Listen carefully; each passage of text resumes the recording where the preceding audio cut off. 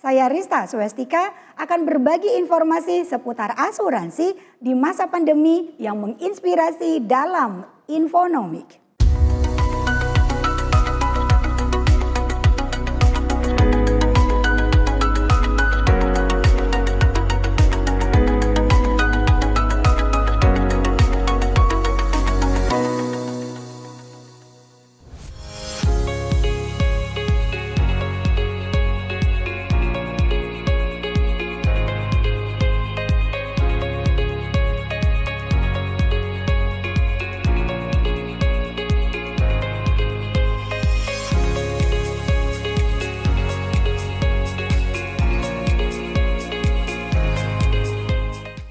Pertanyaan ini selalu dilontarkan gitu, apalagi kalau bertemu dengan seorang perencana keuangan. Seberapa penting sih kita tuh punya asuransi? Oke, saya mesti jelaskan dulu. Pada saat kita merencanakan keuangan, itu ada sebuah namanya piramida perencana keuangan. Di mana dalam piramida itu ada 5 level. Level pertama dan kedua kita sebut dengan keamanan keuangan. Yang meliputi adalah ketika kita punya pendapatan, diatur cash flow-nya, punya dana darurat, kemudian kita atur hutangnya. Nah kemudian di tingkat kedua berbicara tentang mitigasi resiko. Jadi kalau ditanya seberapa penting kita punya asuransi.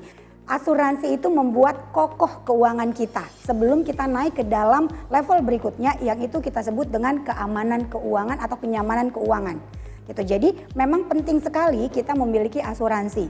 Dan asuransi ini bukan untuk dibeli, tapi memang sebuah kebutuhan bagi siapapun yang masih bernafas di muka bumi ini.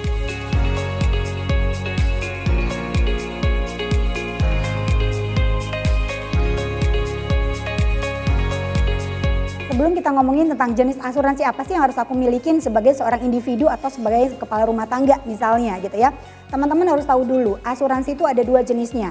Ada asuransi tradisional dan ada asuransi unit link. Di mana asuransi tradisional itu juga ada 3.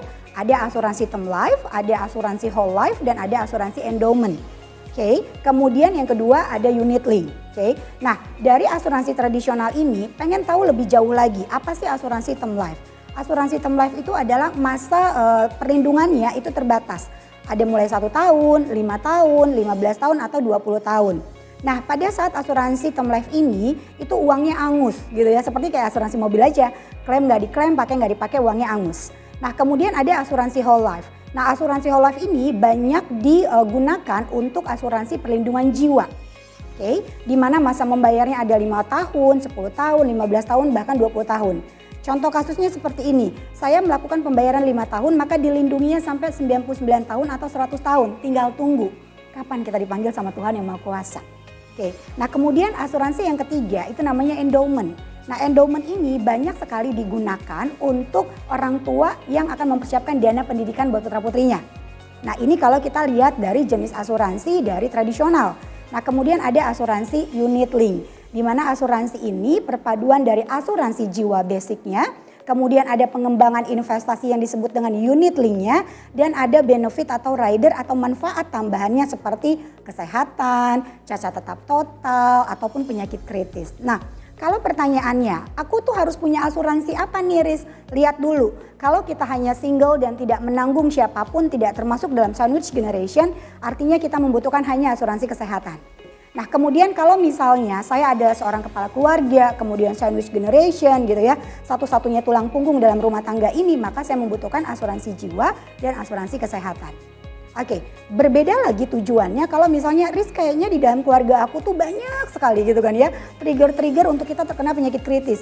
Maka artinya yuk udah mulai punya asuransi penyakit kritis. Nah itu sih yang harus kita miliki.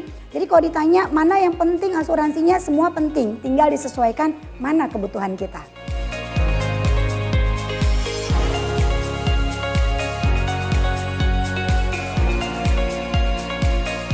Oke, kalau ngomongin asuransi banyak yang bilang ngapain asuransi itu rugi. Asuransi itu tidak seseksi investasi, betul ya gitu. Jadi orang lebih senang ngomongin investasi daripada ngomongin asuransi. Padahal tadi di awal seberapa penting asuransi?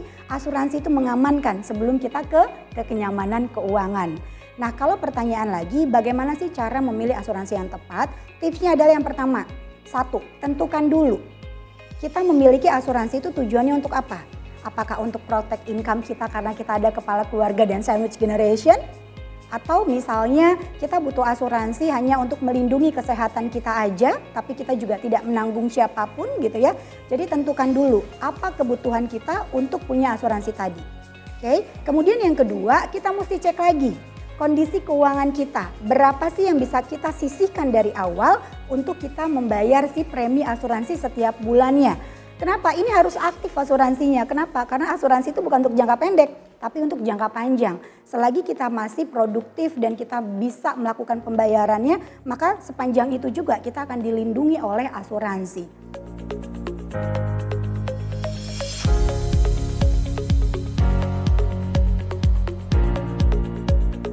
Nah ini nih, masyarakat tuh selalu membandingkan antara asuransi investasi. Mana nih Riz, asuransi kan kalau misalnya nanti keluar baru kalau aku tutup usia, kalau aku sakit gitu ya. Kalau aku nggak kenapa-napa, uangnya rugi dong gitu ya. Sedangkan uang investasi udah pasti keuntungan ada di depan mata, tapi resikonya juga ada di depan mata bukan?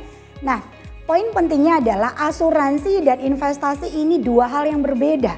Seperti apel sama jeruk, nggak bisa dibandingin. Kenapa? Karena ini dua produk yang berbeda.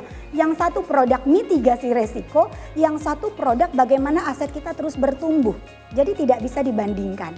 Tapi asuransi dan investasi merupakan satu kesatuan dalam perencanaan keuangan yang tidak bisa dipisahkan. Asuransi ada di level kedua yang disebut dengan keamanan keuangan, sedangkan investasi ada di level ketiga yang kita sebut dengan kenyamanan keuangan. Gitu. Jadi dua-duanya penting dalam sebuah perencanaan keuangan dan dalam kehidupan setiap orang.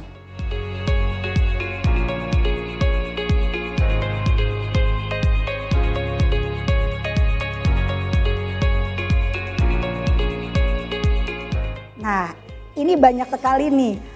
Udah sadar sih pengen punya asuransi, tapi terkendalanya adalah ini punya utang yang harus dibayar dengan tempo sesingkat-singkatnya misalnya gitu ya. Enak gak sih kalau misalnya aku masih punya utang terus aku punya bayar asuransi? Logikanya gini, yang mesti kita lakukan adalah kita cek lagi kondisi keuangan kita. Kalau dalam kondisi keuangan setelah dicek bisa punya dua-duanya, kenapa enggak? Tapi kalau misalnya setelah dicek ternyata kondisi keuangan kita nggak bisa punya dua-duanya, mana yang menjadi prioritas Riz? Utang tetap harus dibayar, asuransi juga sebuah kebutuhan.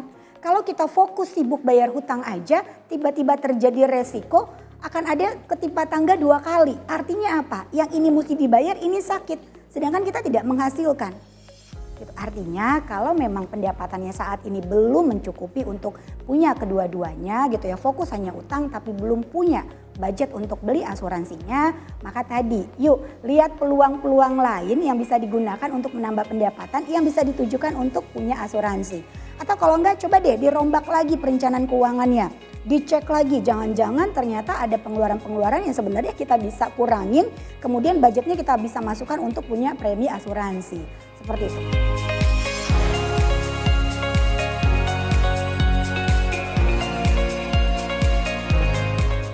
Nah tadi kalau misalnya Riz aku tuh udah sadar banget punya asuransi, tapi aku tuh fresh graduate dan baru kerja, punya pendapatan ya let's say di UMR deh gitu. Oke, kita mesti lihat dulu ya. Nah pertama, satu, kamu di kantor di cover nggak oleh kesehatannya? Kesehatannya seperti apa pengcoverannya? Kenapa? Karena asuransi dari perusahaan juga kan berdasarkan levelnya manfaatnya. Gitu ya. Kemudian kalau sudah punya asuransi pribadi, kira-kira punya BPJS nggak misalnya? Punya yang dari pemerintah nggak gitu ya? Kalau misalnya dua-duanya ada, kemudian keuangan kita juga masih terbatas, artinya belum dulu. Gitu. Tapi paling tidak sudah punya dari kantor dan punya dari BPJS. Sudah nggak apa-apa nih.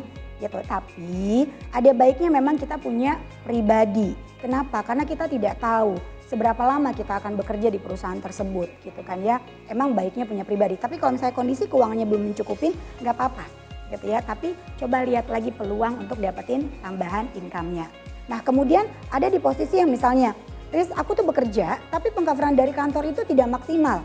Aku pengen punya pribadi. Oke, apakah aku harus punya yang seperti apa? Kalau preminya mahal-mahal ya berarti aku nggak bisa. Oke, makanya dicek dulu. Kira-kira berapa sih yang bisa kamu anggarkan setiap bulannya? Let's say misalnya pendapatannya 5 juta. Oke, kita ambil 10%-nya aja deh gitu. Berarti kan 500.000. Ada nggak sih perusahaan asuransi yang bisa mengcover kesehatan dengan preminya hanya 500.000? Banyak gitu ya. Makanya tadi tentukan pengen punyanya apa, tujuannya apa, dan berapa dana yang bisa disisihkan setiap bulannya. Baru nanti melihat perusahaan-perusahaan asuransi apa yang tepat dan sesuai dengan anggaran yang sudah kita anggarkan.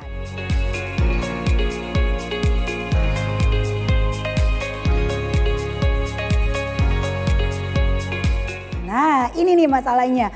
Banyak sekali orang, oh iya sadar punya asuransi.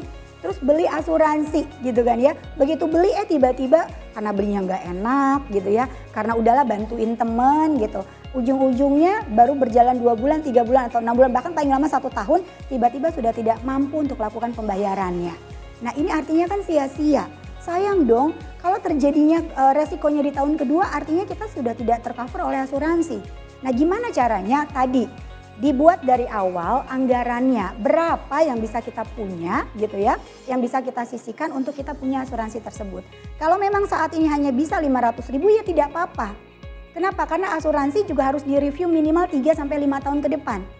Benefitnya masih sesuai dengan kita atau enggak gitu ya. Jadi lebih baik punya daripada tidak sama sekali. Dan anggarannya mesti dianggarkan dari awal yang sesuai ke depannya ini masih bisa berjalan atau enggak. Seperti itu.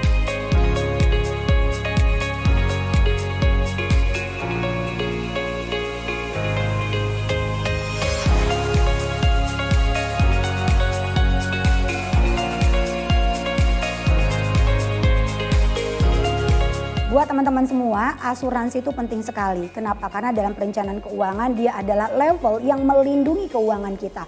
Ibaratnya begini, ketika kita asik menabung, ketika asik berinvestasi, tiba-tiba terjadi resiko, maka tabungan dan investasi kamu akan rusak untuk biaya rumah sakit. Artinya tujuan keuangan tidak akan pernah tercapai. Gitu. Yuk mulai sadar untuk kita memiliki asuransi, karena asuransi itu bukan untuk dibeli, tapi asuransi adalah sebuah kebutuhan buat kita.